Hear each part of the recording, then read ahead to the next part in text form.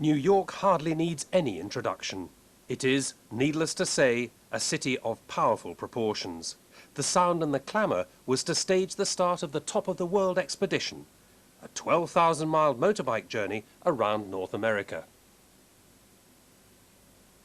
Billed as the longest motorcycle tour in the world.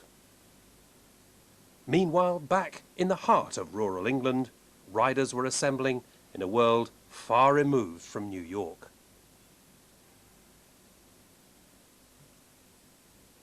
I've been around the world 4 times in different forms of transport, and I've been record breaking now for nearly 18 years. But it's always been alone. And I think for the first time I wanted to kind of inspire other people to do a little bit of what I've done. I've learned so much, seen so much, it would be unfair to keep that all to myself. And so I set up the Top of the World, which is the longest organised motorcycle journey ever. The mandatory press session meant that bikes had to be hauled into position. It was good to see so many different types of Triumphs all together, congregating at the same time.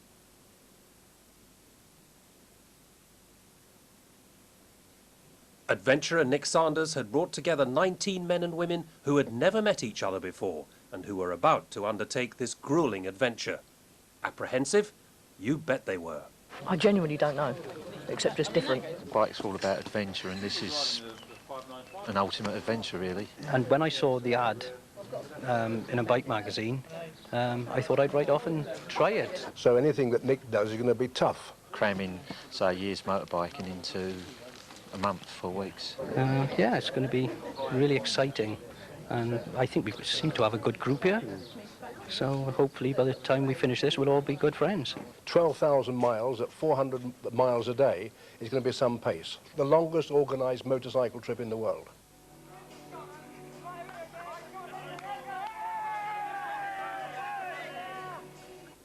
At last we were off, if only to deliver the bikes to the freighter. In a month's time, we'd be in New York to start the journey for real.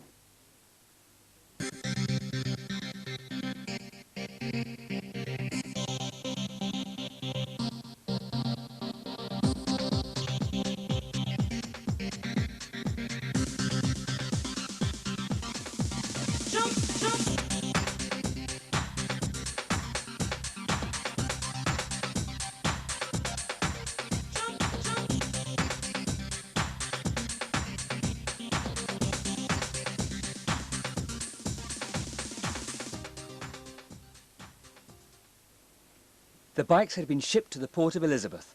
Customs procedures had been completed, and all that remained was for riders to unpack them from their crates.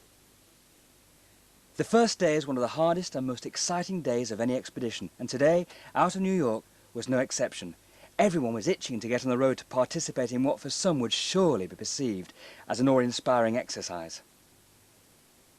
To have so many riders on unfamiliar terrain, closely bunched, could herald a nasty fall, but the roads were wide and the surface smooth, and after months of preparation, the journey was now a reality.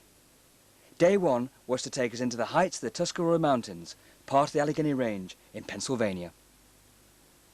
Day 2, and the first stop of the morning, Winchester, Virginia, and the colourful affair of the American breakfast.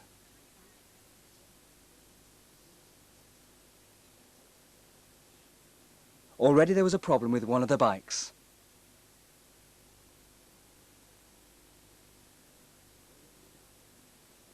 And back in the calf, the locals had their stories. I love them Triumphs. I like to have one. But I'm too old to have them anymore. By chance, the owner of the diner had his own story to tell. My first cousin is Stuart Pierce. He was on the World Cup. He played for Nottingham Forest and all that. My mom was a war bride from England. I wish she could be here to see you guys because she would love this very much. Hope you guys have a real good trip. Be safe, be careful, and hope you enjoy our country.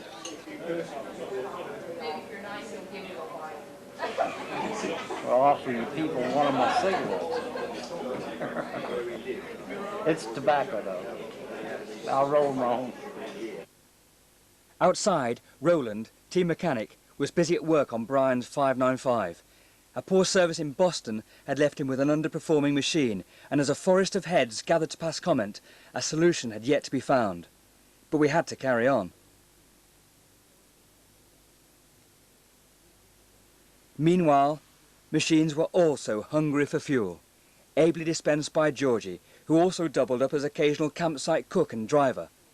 It was rapidly becoming clear what a busy job it was going to be to keep so many bikes moving.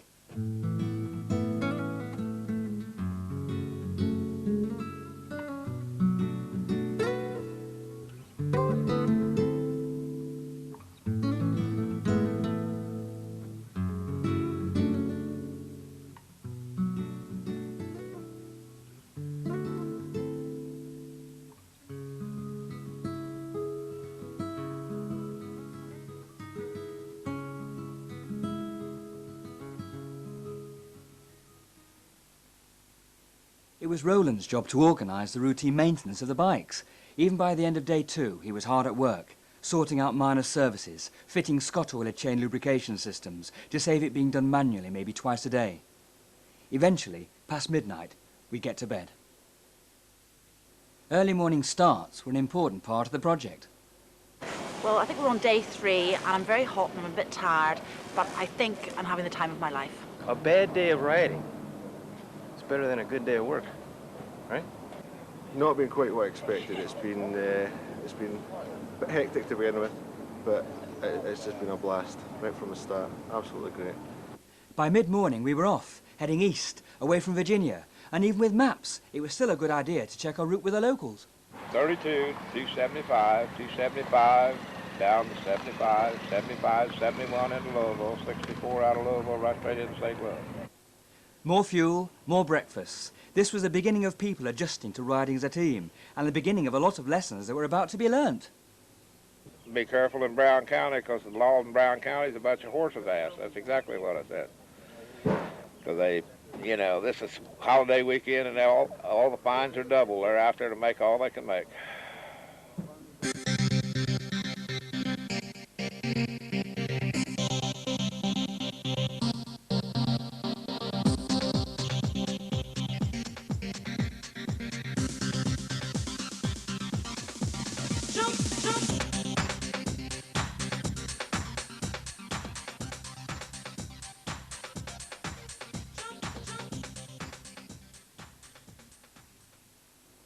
To cover the near 12,000-mile journey in less than a month, 400-mile days were becoming the quickly accepted norm. That meant 12 hours on the road, 18 hours from the start and finish of each day. Inevitably, the character of each rider was beginning to show. US rider Jonathan on his Tiger was becoming a supportive companion, a fireman from Ohio, and by concentrating on being positive, he showed us all how to keep morale high when the going got tough.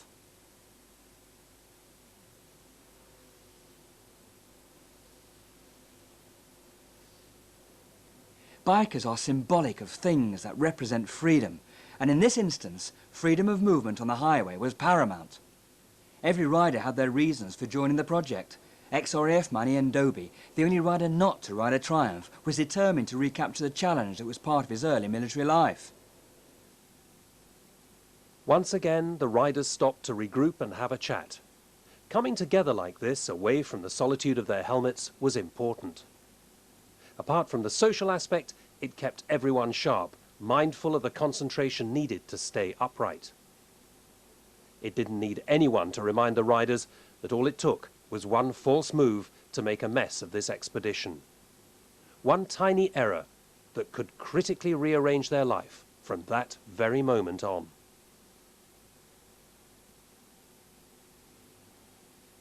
Refreshed, rested, back on the road, heading east towards St. Louis and the Prairie Belt. The road was good and the weather fine.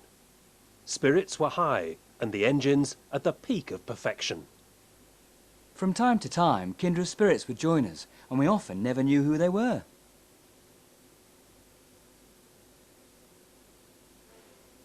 Because I was filming this first top-of-the-world expedition, I was often at the back of the bunch trying to catch up. For the first few days, I wanted everyone to ride together and get to know each other, create some kind of team rapport. But the riders quickly demonstrated how experienced they were, and I was beginning to realise that I could let them organise their own riding day. Start together, meet for lunch, and then finally at that night's designated motel, talk through the highlights and iron out any problems. A police car. I knew something was wrong. The next thing I saw was Deirdre lying on the floor. of us were riding along, as we were, in town, and there was a pickup in front of us with a bale of hay, a lot of bales of hay. One bale fell off. The two guys in front of me swerved either side of the pickup, and there was the bale in front of me. What could I do? Just go straight through the middle. Lucky, it was baled with twine, not wire, and it broke. And I was all right. Today they had ridden over 600 miles. They still had to cross one of America's busiest cities, and at night.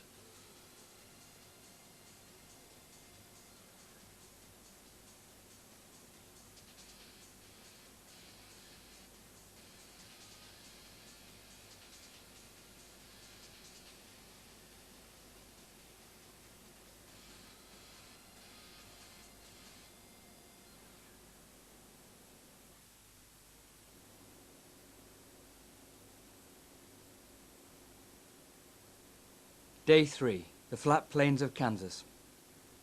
Because of Deirdre's near miss, and also because I'd miscalculated the distance across Kentucky, Illinois, Missouri, thereby forcing the group to traverse St. Louis in fairly dangerous driving conditions, I instructed the team leader of the day to keep everyone together. For me, the more miles I do, the more mistakes I'm likely to make. So multiply this by 18, and you don't need to be a rocket scientist to work out how dangerous this trip could be. It therefore made sense to try and limit such risks. But at the end of the day, adventure is all about risk management.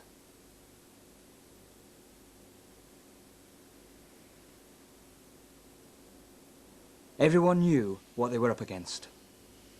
Everyone knew the consequences of riding too hard for too long. But this, it seemed, was part of the challenge. Sometimes there is a blandness of spirit in modern life which can only be rectified by riding along the edge.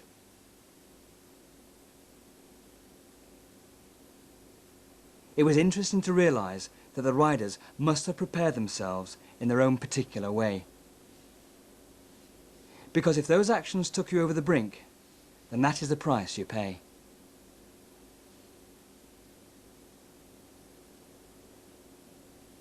In Kansas, everything was big.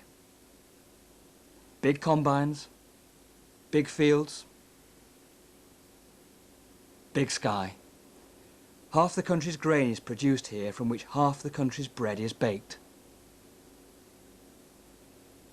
Round these parts, you don't need an oven. It was so hot, and the air was heavy and oppressive.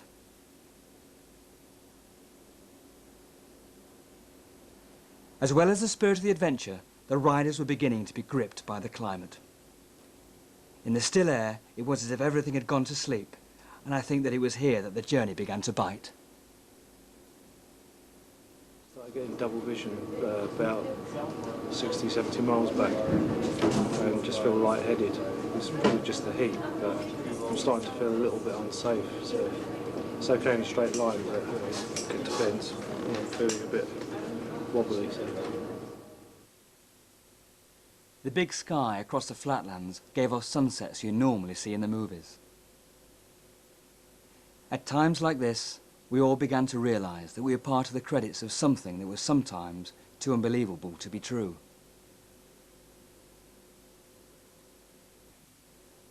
By the end of the next day, we'd made it to the foothills of the Rockies. The sudden change of terrain is always surprising, but very typical of US landscapes. Massive, quite often magnificent.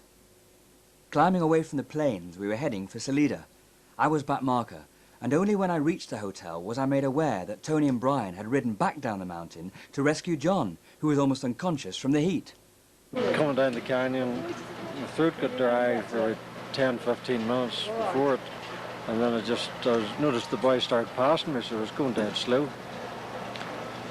I didn't realise I was going slow until they started passing me, and then I knew I was in trouble, so I pulled in and just ended up lying in the tank. And then the boys arrived, and Tony here, International Rescue, on his Tiger, came and hauled me away. Why do you think it happened? Oh, just dehydration.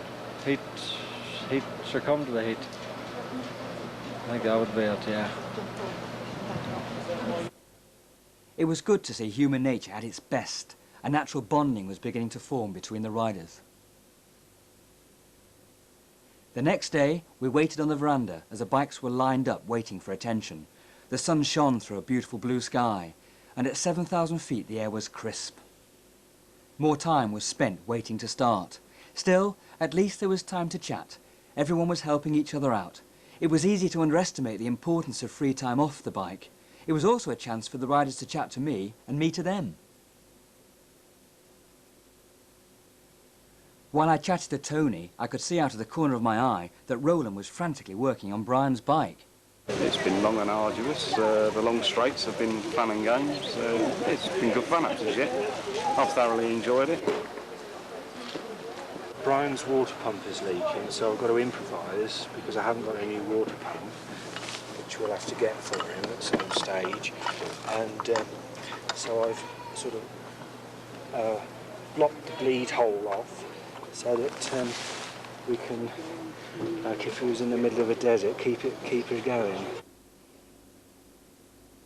It was less than a day that we'd left the agricultural prairies behind, but already it seemed like a week.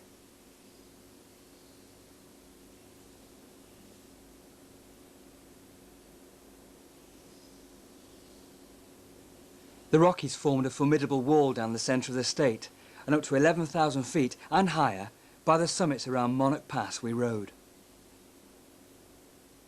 Now we were winding beside alpine meadows and snow-covered peaks.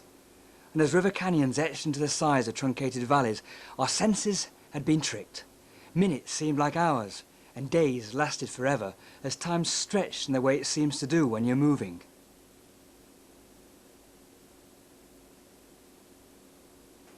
Heat has the trick of making clocks stand still for travellers, and so does climbing mountains.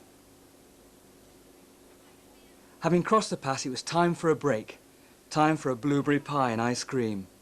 Everyone concentrated on the task in hand, to eat as much pie in the shortest possible time. Nick had obviously fully recovered. Their mouths full, no one was able to complain, and even my boys' hands had turned into shovels. The first rest day of the journey was by Lake Powell, on the border of Arizona and Utah. The views of a landscape were so fantastical that they had a magic which ought to be experienced once in everybody's lifetime. I was hopelessly in love with what I saw. So much in America had to be seen to be believed.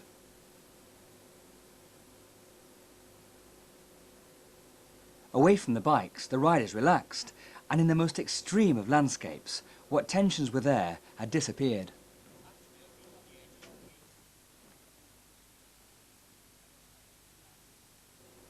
And what a way to relax, beside one of the most beautiful lakes in North America. Black was in this year, and leathers were off. But for the first time, the group had split, with half of the riders choosing to carry on to Las Vegas. This was a potential threat to the project, and Nick knew how easy it was to lose the collective spirit.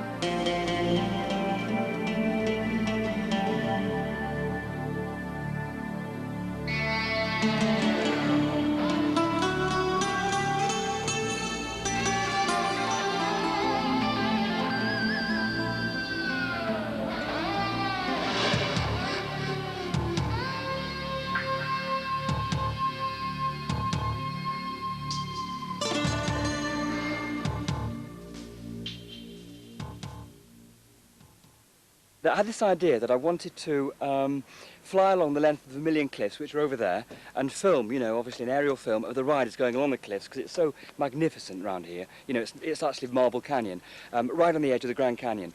And it's quite difficult to actually do any filming at all, because we're running at quite a rate of knots. Mostly you have to worry this time of year about the heat during the summer, during the hot part of the day. The density altitude, as it's called, gets very high. The elevation here at Marble Canyon is 3,600 feet, and when it gets to be 90 or 100 degrees out, it can get up to almost 7,000 feet above sea level. At least that's what the airplane thinks it is. Thanks. Great, there's your $50 there. I'll put it on your thing you do that.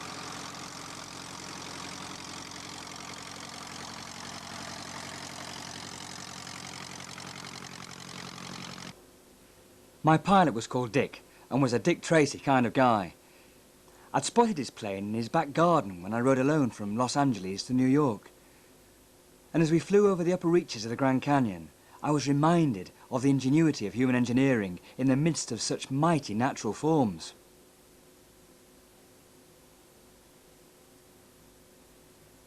Seeing the riders below made them look small and almost fragile. I suppose I was kind of proud that we had ridden through storms and cities, journeyed deep in the night, and fought through ferocious heat just to be here. To bike over 2,600 miles and cross the United States in less than a week. But the expedition was a hungry beast. It had become a voracious eater of miles, and there were many more to go before it would be satisfied. By the time I landed, the riders were well up the road. The fact that half the team had split did concern me, but I also knew that a natural balance of order had to happen. I was sure that things would settle down after they'd propped up a few bars and blown off a little steam. Me, I couldn't get enough of the big landscapes. So much in America was extraordinary. Out in the countryside, this great country really came to life. Here there was an ancient brooding spirit that you don't see in soap operas about rich people getting all confused. Here was real life, and if you knew how to see it, it didn't cost anything at all. America was passing by. It had been a long day, and I for one was relieved when we were all together again in Las Vegas.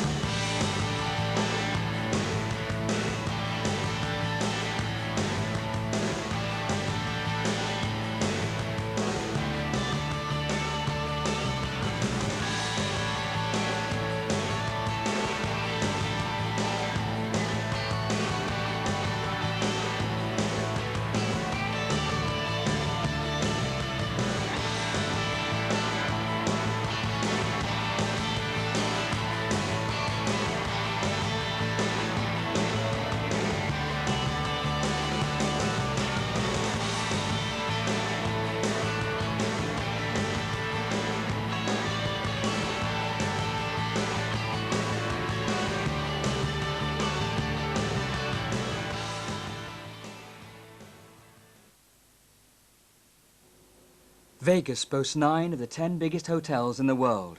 Staying in 120,000 rooms, more than Chicago and New York combined, 30 million visitors lose $6 billion in the casinos every year. In the lobby of the pyramid-shaped Luxor, everyone was concentrating on a more earth-based challenge than blackjack, to ride across one of the hottest deserts in the world in the height of the summer, appropriately named Death Valley. As you can see, I'm all geared up for Death Valley with a bit on my nose. I've got the most important job of the lot because I drive the truck at the back to see that nobody falls off or gets dehydrated or dies in the heat. If there was apprehension in the riders, it wasn't showing. The team that had been split was back together again, and without team spirit, there could be no heart in the expedition. Today it's raining. I think a lot of riders have been apprehensive about this, but today it's cool. You know, we're entering Death Valley on one of its coolest periods, which is good for me. I'm really pleased about that. There's enough potential catastrophic situations that could develop in a project like this without having to, you know, ask for more. Hygiene was not a priority prior to entering Death Valley. There was something more pressing weighing on people's minds. As the riders left the plush surroundings of the Luxor Hotel and Las Vegas Boulevard, you could feel the tension. Everyone was dealing with the desert in their own personal way. We'll be dying for water by the time we get there. I've heard about it, read about it, and now I'm actually going to go and do it. Began to wobble and have doubts about whether or not my English temperate body would be able to stand all that heat. We have been a bit apprehensive because most of the reports that we've had from it have said that if you don't have to go, it's best to avoid it. But we've been across Kansas and some very warm, some humid places, some very hot places. Getting the riders this far was an accomplishment in itself. Several had wanted to avoid the desert centre, but I persuaded them not to, and knew I would be held responsible should anything go wrong, and go wrong it did.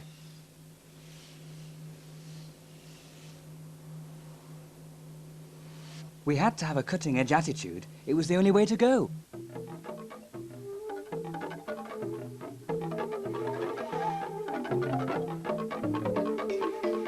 One of the most extreme climates in the country. Make the claim of being the hottest, driest, lowest place in the United States. Most of our fatalities are out here.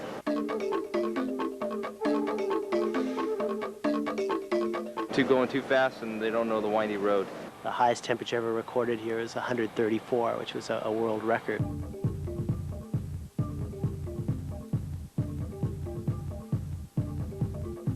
You give someone the job as team leader, and of course they get lost. They don't read the maps. I give them the maps, and they don't know where they're going. Did you give them the maps? I gave them, they've all got the maps. I gave them the maps before we started the project. Did you give them these maps? This map? Well, I gave them maps that yeah, I know, but I gave them maps that are good enough. But they don't even look at the maps that I've given them. So they've no chance, have they? So we're lost in Death Valley. Lost in Death Valley, the team had split again in the harshest of landscapes. And this time, there were serious implications. If you go steaming ahead and there's no one in your mirrors, logic says that something's going to miss. They should either stop or turn around and go back to catch the party. They've got some sense and they know where we're going to. It's not dark. No, it's Is there, they won't run out of petrol, that's the only thing.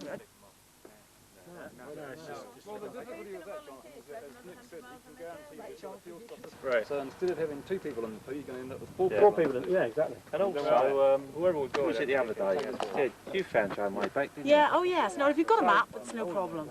The decision had been made to go on. Everyone felt slightly uneasy. But there was no way of knowing whether the other riders were safe or not.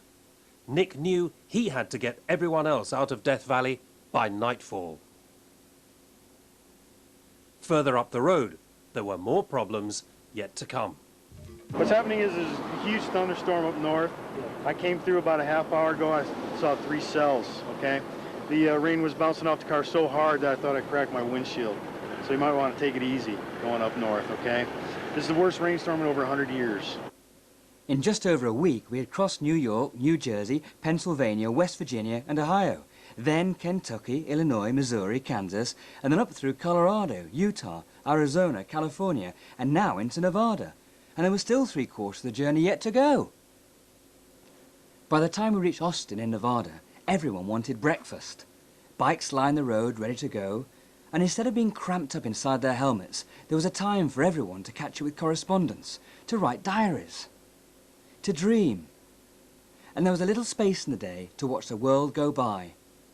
And all of this right in front of a real bit of American history. So I'll tell you about the Barback.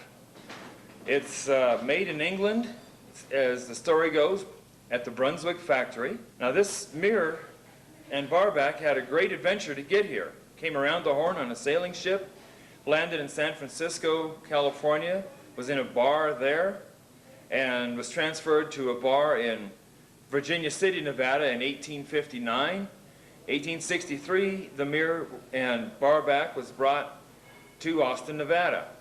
I can truthfully tell you that the last person that broke a mirror in this bar was hung for his trouble. Of course, he was hung for murder because when he broke the mirror, he shot somebody through the head.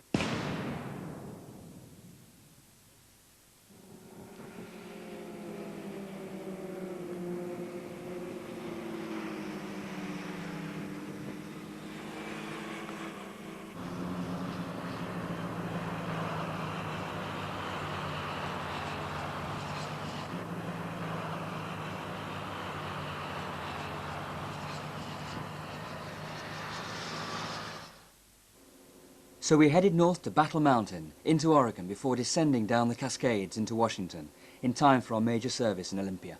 Mike Hall and his team at Cycle Mart have the reputation as one of the most helpful Triumph dealerships in the US. This was the thorough midway overhaul. Everything had to be checked. Valve clearances, fork seals, new tyres, chains, oil and filter changes, brakes, electrical checks, battery top-ups and the straightening up of any damage. So, along with John, Mitch, Mike and David, Roland did essential services on all 18 bikes in 48 hours. To say he was the hero of the day was an understatement.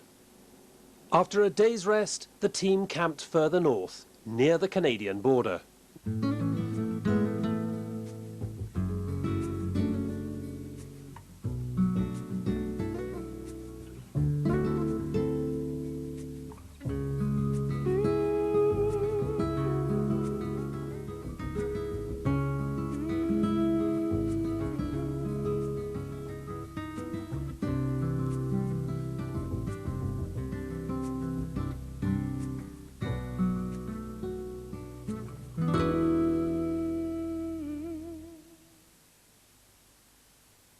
America is so big that its people are not used to crossing borders. There is also a well-known statistic which suggests that 13% of the population of the USA do not actually know the geographic location of Canada. Europeans, however, are used to crossing into different countries every few hours. But here, the lack of frontiers reminded everyone just how massive America is. 12,000 miles, 1 month, 2 countries in all. John Broughton was one of 2 Welshmen on the trip, and at 67, he was also the oldest rider. And any reservations I might have had about his ability to stay the pace was constantly dispelled by his strong riding. And even though I guessed each rider had very different reasons for being here, with some riders I never knew what they were. Like Kath on a green speed triple, I hardly had a conversation with her in the whole month. Roger, meanwhile, had given up his day job as backup driver, having bought a Victory. And other riders, such as Ian, rode happily on his BM, whilst rally driver John and journalist Claire stuck at it through thick and thin. Other riders, such as Tony and John and their Tigers, passed me by. Simon, meanwhile, seemed to be having the time of his life, as did Mike McCarthy.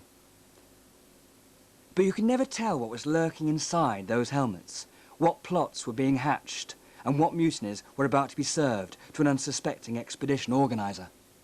The riders were strung out in a line, their lights reflected in a road made slippery by a recent storm. Conditions were worsening as they continued to head north into increasingly inhospitable terrain. It had been raining hard all day. For the riders, the weather was an inconvenience, nothing more. They rode fast, and the bikes continued to perform well. The expedition was making good progress, and yet there was always the possibility that something might go wrong.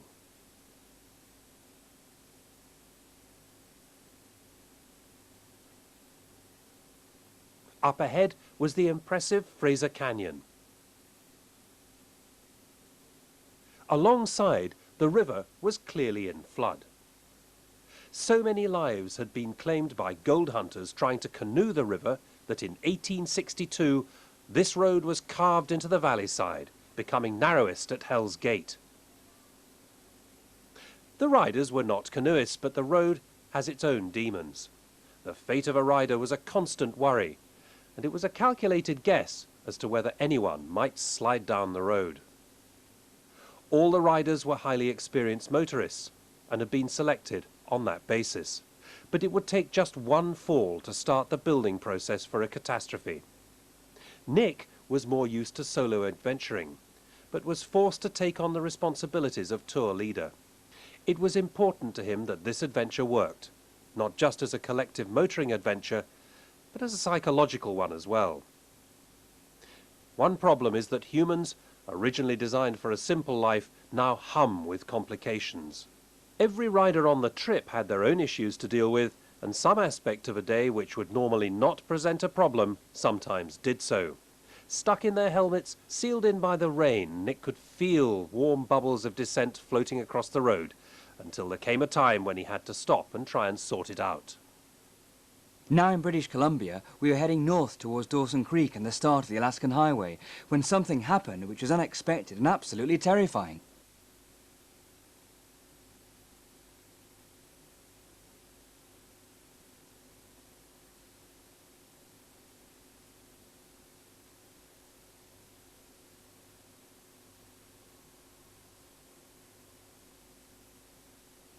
Just ahead, someone was shooting at motorists from the woods.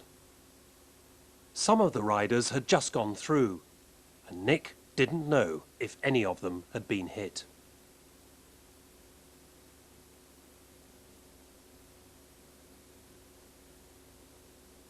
It was a heart-stopping moment.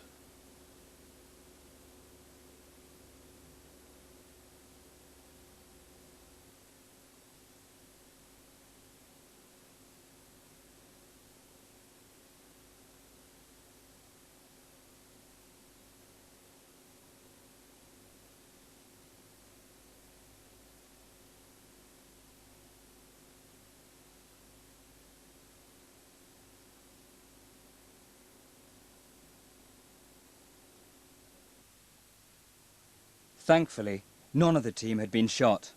Somehow, every single rider had got through unscathed, but I only discovered this several hundred miles later. More mundanely, delayed starts were becoming increasingly frequent. It never occurred to me that some people would bring 2 suitcases full of stuff they'd never use. So, the extra time we needed to load up every morning meant late starts and, of course, late finishes. Consequently, a hard day's ride led to even more stress. We want to get going. It is gone 11 o'clock. We've got 450 miles to do, and I've been up since 6. Paul and Mandy had already decided to leave and meet us back in New York. In various ways, this journey was beginning to take its toll. They're not leaving me behind, let's put it that way. I'll be stuck to somebody's rear tyre, hopefully most of the day. But there was nothing to beat being on the road. When that happened, everything was wonderful again.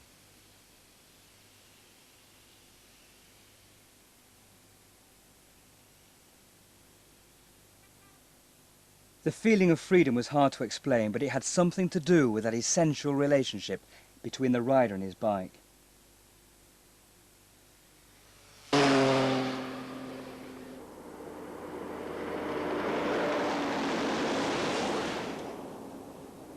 You can read about it and hear about it, watch it even, but you had to be there to know what this meant. The Alaskan Highway isn't yet finished, so we were never allowed to forget the dust. Don't run up my arse. And they know I'm a helpless foreigner. I don't know where we are now, to be honest. I'm having a hard day today. It's hot, I feel tired, and I keep falling asleep, so I have to stop every 5 minutes to wake myself up again. So if we do another 120, we want to get 590 about here, look. Walker's Continental Divide. Sounds good. The gravel is okay for the most part. There are times though when it's really deep. I keep seeming to hit the deepest pockets, and that's a bit frightening sometimes. A bit scary, but it's an unknown, and you just have to go through it. So it's an interesting experience.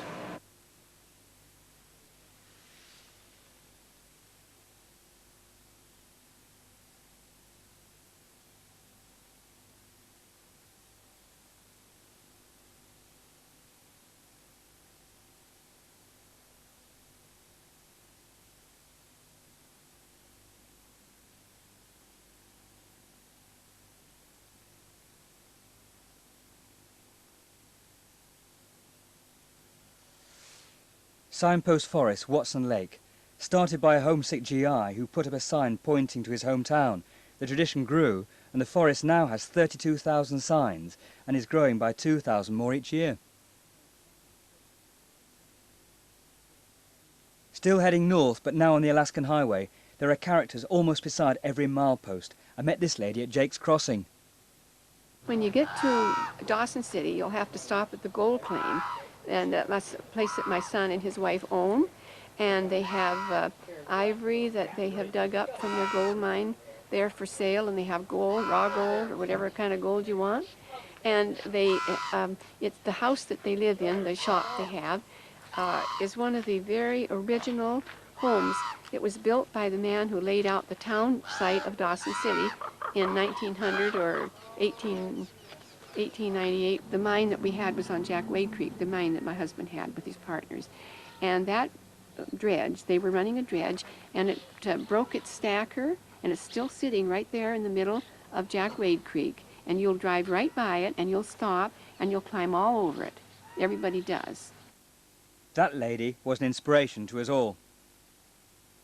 Meanwhile, out on the highway, we had our own incredible stories. I was dawdling along on my own, probably doing about 75 miles an hour, when a large brown bear lolloped out of the left-hand side of the woods, idled across the road in front of me, with me sticking all my brakes on, because I thought we were going to have a bit of a contretemps. And he disappeared into the woods on the right-hand side with a sort of casual shrug of his shoulder and off, and that was it. But I slowed down for the next 10 miles because it frightened me. I have never seen such a big animal in all my life. Coming off the Alaskan highway to join the Klondike Loop, the road conditions were worsening. Sometimes a poor surface came from nowhere. Gravel, exciting, but sometimes frightening, especially when there's no markers letting you know that it's there and it appears over the brow of a hill and on a bend. I hit the gravel, saw it, well, gravel hit me. Wasn't doing about something illegal. By the time I'd finished grabbing handfuls of brake, got to the edge of the gravel, let go of the brake, let go of everything, and my arse was clenched so tight that I grabbed the bike and let go of the handlebars, and it worked. And the bike sort of oscillated and waggled its way through, and I just kind of sat the whole thing out, really. Gas stations were our main collecting point. Having started from New York in a pack, then riding more independently north of Death Valley, riders were now more team-spirited again. After all, apart from a few very narrow strips of tarmac, Alaska is an absolute wilderness, a beautiful but intimidating cold climate desert that you travel with your life.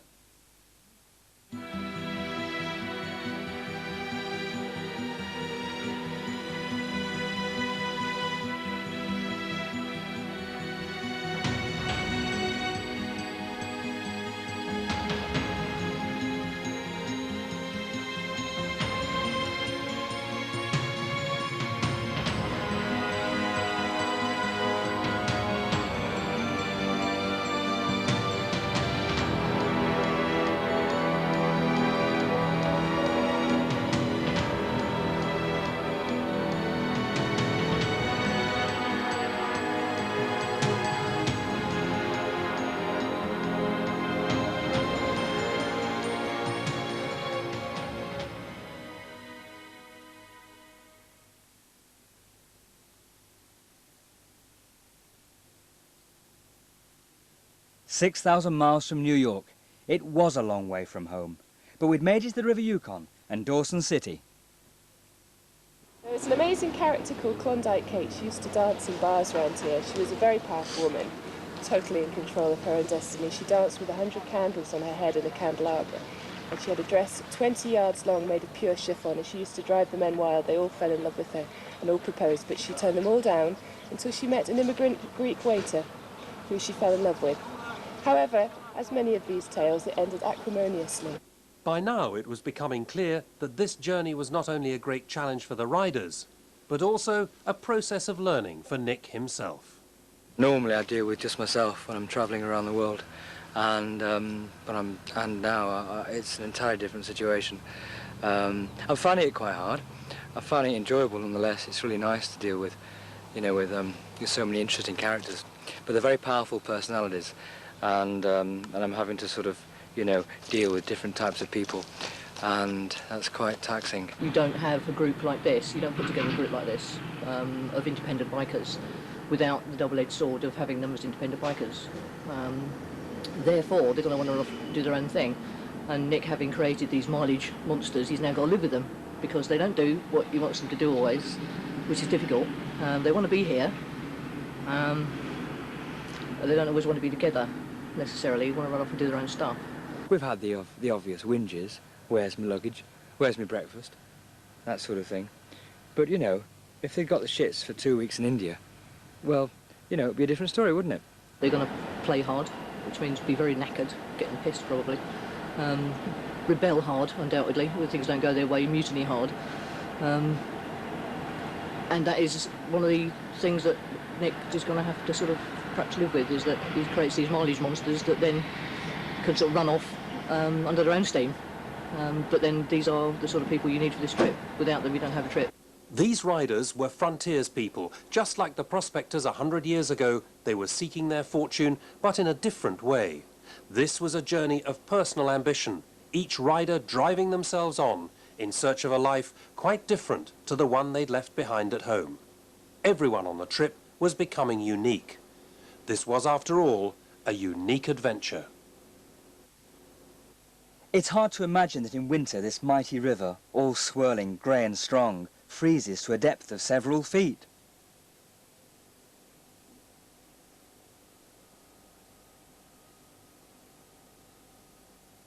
For 6 months of the year, everything is white, and few people come here from the outside. There was something very relaxing about being on the water, and some of us were alone with our thoughts. And while some of the riders were waiting for the ferry to bring over the backup van, others chatted amongst themselves, and I took the opportunity to ask Nick and Gordon what they actually thought about during the long hours spent in their helmets. Even though you're in a group, you're on your own for an awful long time, really, and you've got so much time to think, which I never imagined would happen on this trip, but just thinking about all sorts of things, really. Back home, you know, family, that kind of thing. I was drawn to the fact that it was the longest organised trip you could do. No one had done it before. And I've never done sort of motorcycling like this before, really.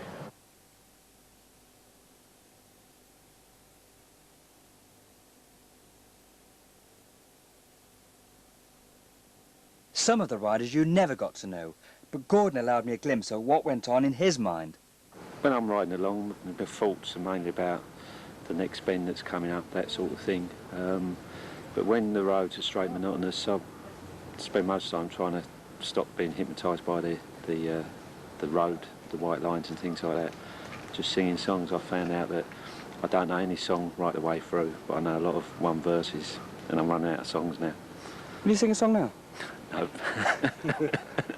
What sort of songs do you sing? Everything. Going through America, it was like going through a song sheet anyway. Like we passed Dixie Highway, so that brings it on. Bruce Springsteen songs, and it was as if you was going through a list of songs right across the United States. It was amazing, really. And so that trips off songs that you didn't even know you knew. It's like you're going through American history in all the songs that come out of it, and as you're going through the different sites and scenery, it inspires the songs.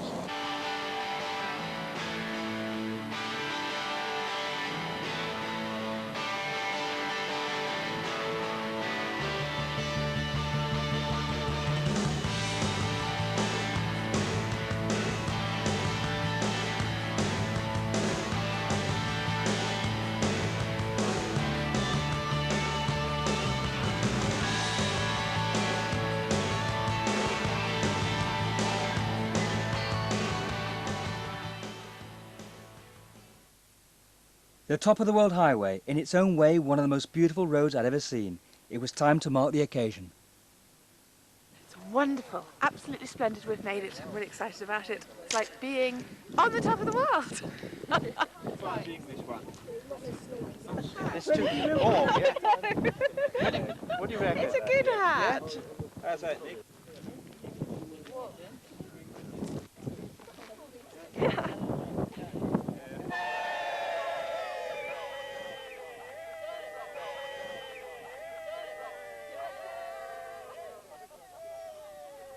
That'll do.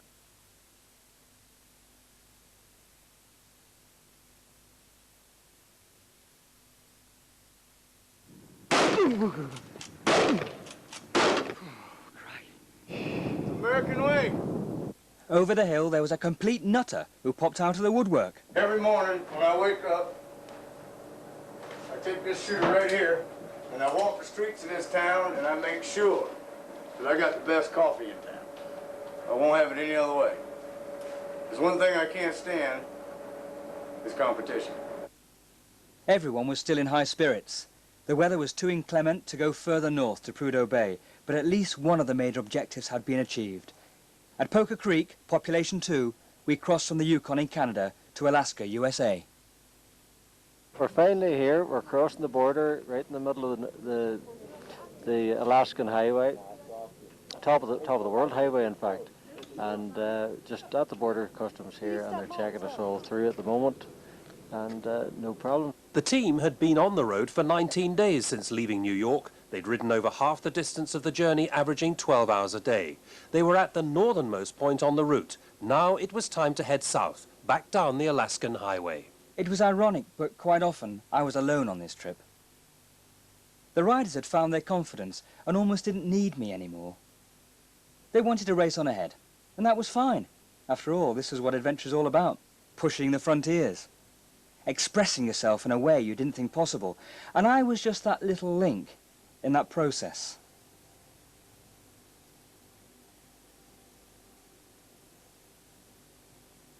After setting up the infrastructure to do this, the riders did the rest for themselves. It was they who had risen to the challenge, they who had taken on something no other group of riders had done, and won. Quietly, I was really proud of them and their achievements, but it was hard for me to get too involved. As expedition leader, you become loved and loathed. If everything went okay, some of the riders simply complained less. But if it went wrong, I was expected to take all the flak. It seems that everyone has more than one side to their character, and an adventure like this expels every nuance of repression until an angry face is standing right in front of you. It drove me nuts, and yet they were a fantastic bunch of people, every one of them. They did everything that I and the project asked of them, riding 600-mile days through the heat and the cold, the rain and the wind. And there was nothing that was said or done which couldn't be straightened out over a cold beer. Yep, good people, good adventurers.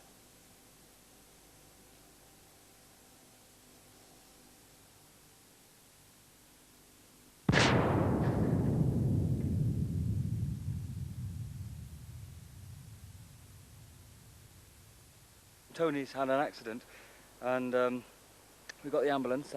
They're on the way. We have a cell phone, but I think it's out of service. Let me go check, see if my phone's got service.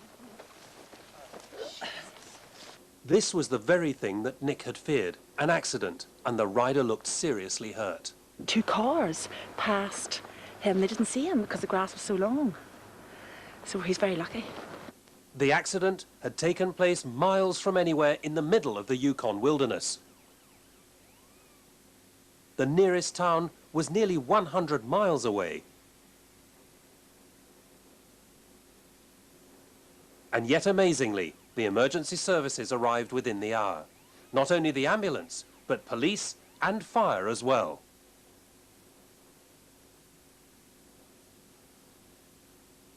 No one could explain what had happened. It seemed that Tony had overshot the corner, and passers-by said that he'd missed a road tanker by inches. His body remained undiscovered in long grass far from the roadside for several critical minutes, until the next riders arrived. And even then, it was only by luck that one of them noticed his machine upended in the undergrowth as he passed by.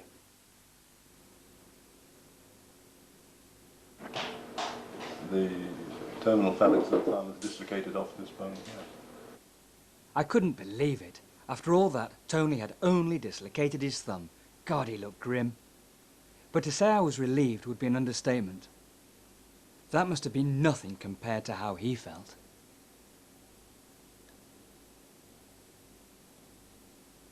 I feel like SH1C at the moment. Here we go. Good, it's me. It's in. No, I don't Can you wiggle it? That was the end of the journey for Tony.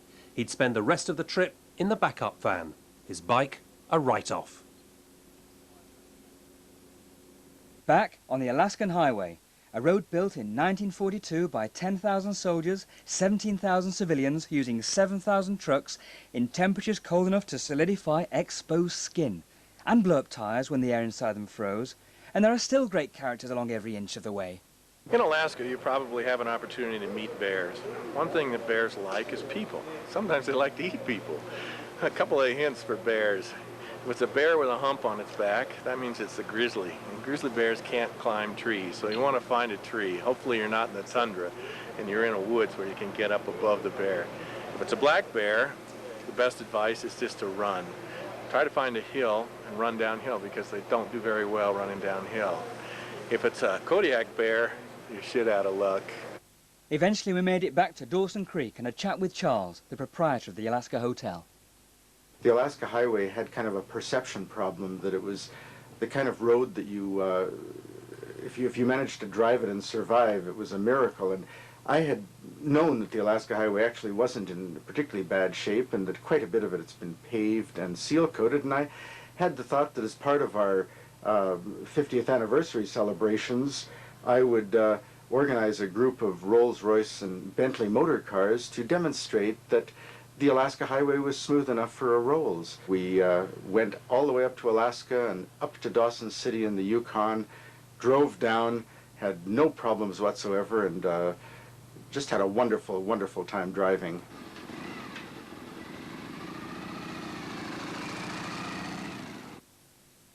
So thanks again to my trusty Dell 3500 Inspiron laptop, on which this journey became inscribed in the annals of yet another incredible groundbreaking adventure. Hell, it's my movie. I can say what I like. Hello, Scott Euler. Hello, Triumph. So, contemplative as ever. Even though my face wasn't smiling, I was inside. Shock, relief, joy, and a low threshold grip on sanity made for the perfect ingredients to make an adventure come true. So where next? Africa, maybe? What about China? Tierra del Fuego sounds good. The Sahara, Timbuktu. I don't fancy Russia. Afghanistan, not in your line.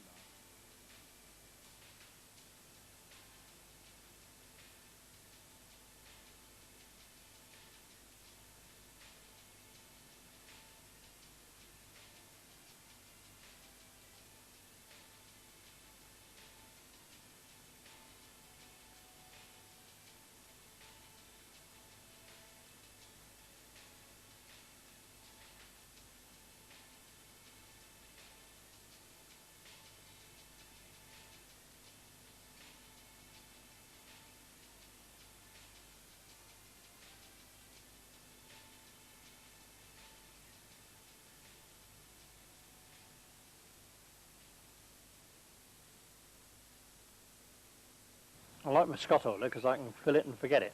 Well, I couldn't have done 12,500 miles around America without one. I don't carry spanners because I don't need to tension my chain. When I rode from Tierra del Fuego to Alaska, I didn't use a Scott Euler, and the chain went down after 3,000 miles. Extra double portions of breakfast every morning because I didn't have to oil my chain. I only have to fill it every 4,000 miles. It was no problem to install. Apart from the inconvenience and the time it took to respray the chain, I'm convinced that had I had a Scott Euler on for that particular journey, I would have got the record.